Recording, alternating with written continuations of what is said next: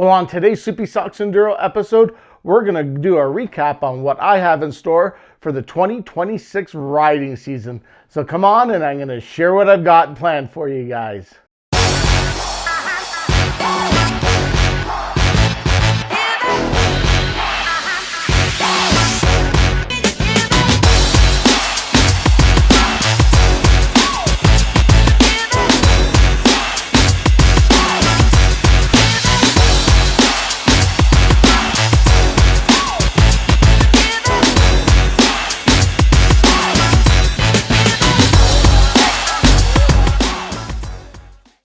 Well guys, thanks for tuning back into the channel, and today we're going to dive into the whole year, what I've got planned for you. So it's turning out to be a really good riding season so far. There's been no real forest fires or anything that looks like we're going to have trail closures. However, that can change in a heartbeat. So with that, I'm going to make sure that we get a host of videos everywhere between enduro rides, exploring the trails here in Alberta and in British Columbia and maybe beyond, and also do a lot of product reviews. So this episode is all about what I have in store for you and covering some of the basics of what to expect from the channel. So I'm going to set up the table, we're going to throw some products on it, and we're going to go do a deep dive on Soupy Socks Enduro for 2026. Well everybody, so what we're going to start off with first is actually getting the TE 250 all ready for the trail. So it's been sitting here in the garage all winter. Fortunately, I haven't been out riding at all, and so she's very dusty and dirty and needs to be looked after a little bit better. So we're going to do some care and maintenance before the ride, and then obviously we're going to make sure it's just fit for the trail. So other than going through some basic checks, she should be good to go. But anyway, so what we're going to do is we're going to give this bike a wash first and foremost. So we're going to start off with that maintenance. So I hit down my favorite retailer here locally, which is Lethbridge Honda Center. The boys there fixed me up with some awesome must-have chemicals to keep your bike looking shiny so it never misses a beat when it's on camera. So Cody down there actually suggested for me to try this out, Dirt Wash. Now I'm going to be giving this a first wash very shortly here this week, and we are going to try with Dirt Wash. Now it's called Dirt Care is the manufacturer, Dirt Wash is the product. It's an off-road motorsport cleaner. Apparently it does really good job. So we're going to try that. Again, the bike's not old or greasy or oily. It's just more dusty. So it should do a really good job. Now, to make sure that we have the proper tools to do that, we've also got hooked up with some Muck Off premium brush set. So this brush set has got a whole bunch of different types of brushes to get in where, you know, the dirt bike has a lot of crevices and a lot of areas that just a general standard brush won't be able to reach. So we're going to give this guy, a try along with the, with the wash fluid. So once it's all done and dry it off, we're going to do a Husqvarna Perfect Finish Shine, Moto Shine. So we're going to give it a little bit of a mist, make this thing look good the day it rolled out of the showroom. So those are kind of the objectives that we have with the first channel. So this is before the pre-ride videos, before the enduro rides, before we put the bike in the soup. We're going to make sure it's looking its best and it's running its best. So we're going to start off with the detailing. Well guys, here's a little gloss over of doing a pre-ride check. So what I do, and I'm sure there's more elaborate checks you can do. However, my pre-ride check just basically checks and adjusts tire pressures, make sure the gasoline is all full, the oil reservoir is all full, and then we do a little bit of regular maintenance. For me, it's keeping the chain nice and clean and functional. I don't want to have any issues with that. So from that, I do use 94 octane, and I usually get my gas at the mobile station here in Cardston that has a maximum 10% ethanol, so it states on the fuel pump. So it's the high test 94 mobile gas station, and I've been using that all year, and she's been running just fine with it. However, when we look at other things, when we do the oil injection, I go with the premix from Husqvarna. I guess that's the Motorex branded ones that Husqvarna uses. That goes in the oil system, so running 94 mobile with this cross power premix Husqvarna Motorex oil. So there we go. Now the transmission, again, Husqvarna Motorex 15W50. I haven't changed the transmission oil. That will be a maintenance video this summer, coming out probably in a few months. I think I'll just inspect it. If it looks good, I won't change it right away, but it will be on the schedule for the next couple of months to do. Now, also, we're gonna get the Husqvarna Motorex chain clean degreaser, and then we're going to make sure the chain is functional, make sure it's adjusted properly, and it's going to perform at its peak. So that's kind of what I'm going to be doing with the pre-ride check and maintenance. Okay, everybody, now this is the ramp system I'm going to be using to loading up the TE250. This one is a discount ramp manufacturer. It's one of my favorite ramps. I know that there's some newer ramps that are actually a lot better. However, I kind of fell in love with this ramp probably about 10 years ago, and I ordered it. It was an online order. It's a 8-foot arched ramp that is powder coated black. This ramp is almost 10 years old, or it is 10 years old, and it's holding up amazing. So you still got the arched ramp. It's got really good functions where you have a lot of grip on the, the runners. It's been holding up really good. Again, it's a little bit bleached from the UV rays and over the years getting washed and everything. That's the good part. The other part is that you have this step-up bumper. Now, if you look through some of my old videos, you'll see this in action. Basically, you put this in the hitch receiver and it's used as a step. So you put the arch up there, this goes in the trailer, the hitch, and as you walk it up, you step on this and you put the bike in the back box. The other thing this is good for, it serves as a seat. So when you're dressing, taking your boots off, do a pre-ride break, this is really handy to have if you didn't bring a seat or you just want to kind of, just use a one-and-done system. So it's really good. It's diamond powder. The only criticism I have with this system, it's kind of bulky and it is a little bit on the heavy side. But again, for 10 years, it's been holding up really well. I could probably just shoot it with some trim clad and make it look brand new again, which I might do this year. So this is really robust. It's been functional, and again, my favorite ramp. Once the bike is in the back of the bed, what I did not grab was, I always use a fork saver. So this one here serves as the fork saver and as a kickstand. It's got a dual purpose. However, being an enduro bike, they do have the kickstand, not worried about that. And then how I put this on is with just the regular pull straps on the handlebars. And I do have a second set of foot peg mounts where I'll do a second set on the foot pegs. Make sure that there's always 4 points of contact when I go down, especially for longer rides and especially some of the trails we have washboard roads. They could upset some of the weaker strap system. But we're going to go through all this in action, and then I'm going to do about 2 or 3 ways I anchor the bike down. So we either do it if you're riding with a buddy or you're solo, and then some options how I do it there. But you'll see all this come together with the Sierra and how it fits together so nicely. Well, guys, here we go. The first part of the Soupy Socks Enduro motocross review. Haven't really titled it yet. I got some ideas. That's going to come in time, but we're going to jump in and talk about motocross boots and the construction of it.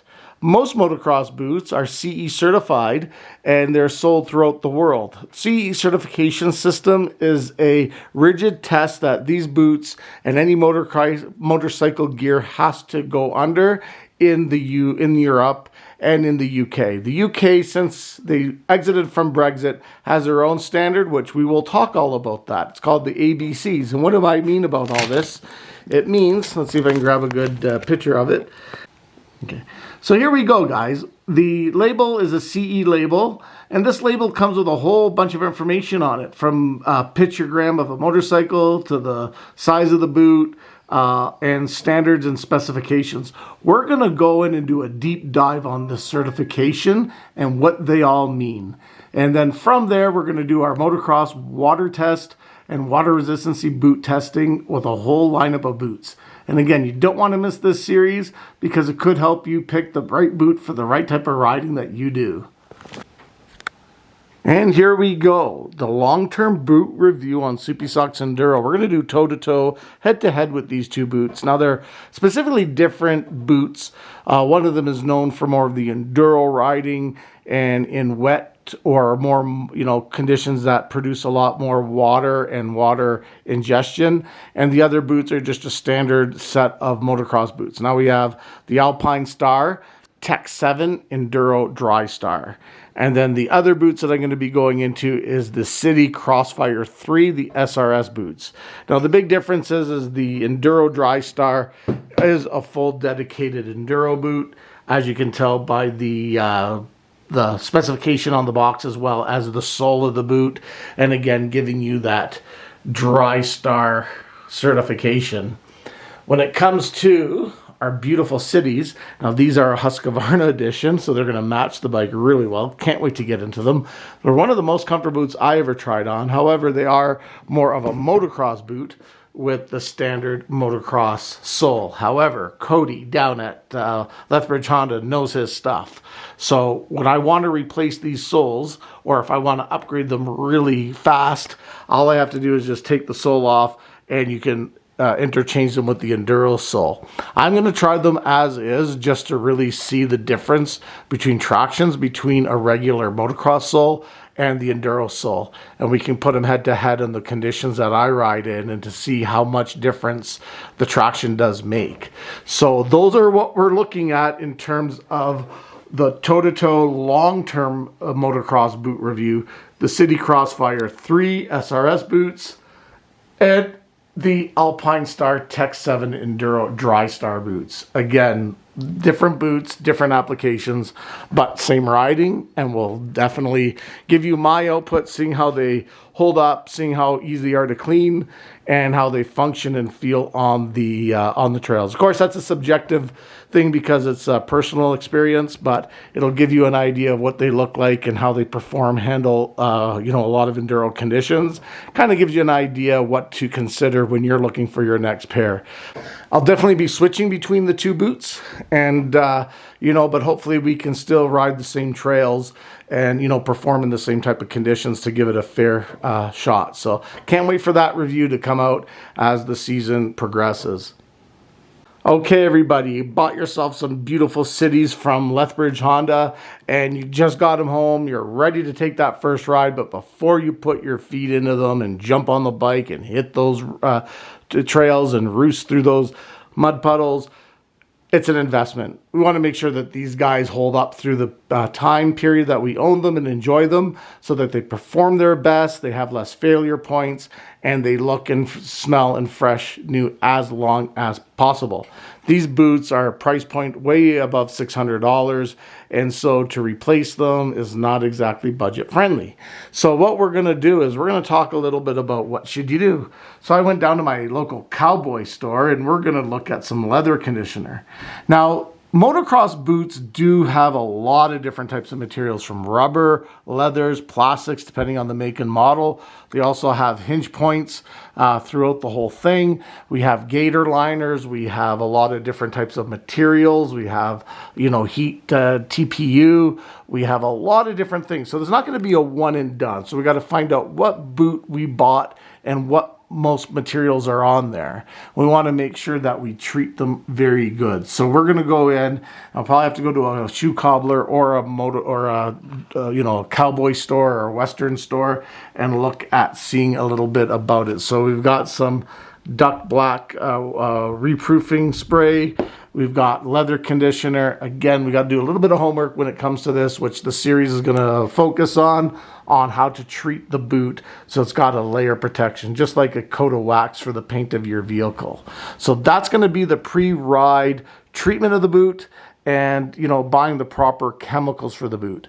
On top of that, we're also going to wash the boot. We're going to look at what types of soaps to use, which ones to stay away from, and also how should we treat metal and hinge protection and all that other fun stuff that the boot is known for. So we're going to really do a deep dive on making sure that the performance of the boot remains there for ride after ride after ride. All right, everybody, and now the meat and potatoes of the Enduro channel that I want to kind of showcase is how do they perform in wet conditions. So the Soupy Socks Enduro's wet boot motocross testing series is going to focus on how they perform in wet conditions.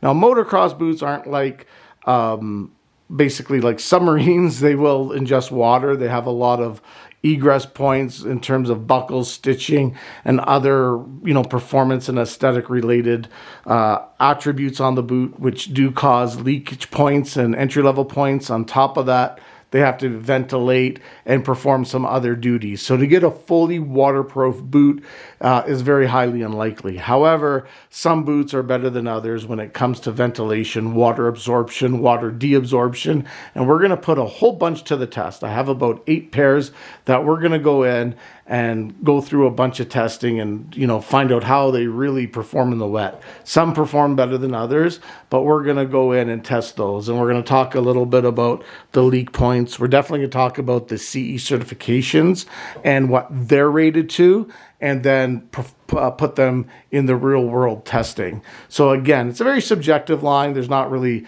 humans aren't really good tools when it comes to, proper identification and proper data collection, but it kind of gives you an idea in the riding that I'm doing in some of the conditions. You might see a big disparity in different brands. So these ones here are on the docket. These are the Archurbi's boot.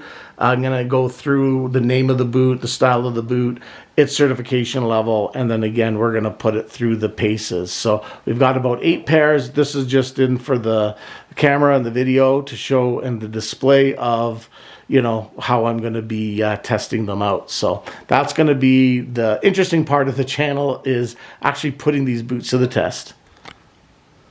And here we go, the camera, the lights, camera hand, action, shots.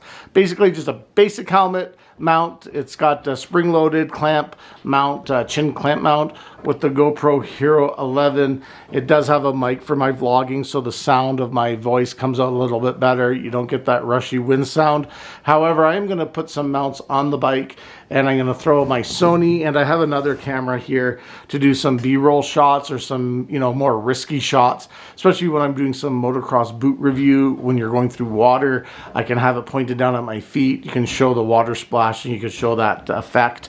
So that'll do the B-roll shots and other angle shots that the camera angle can't have. So I don't know if I'm going to upgrade my camera system. So far this works okay.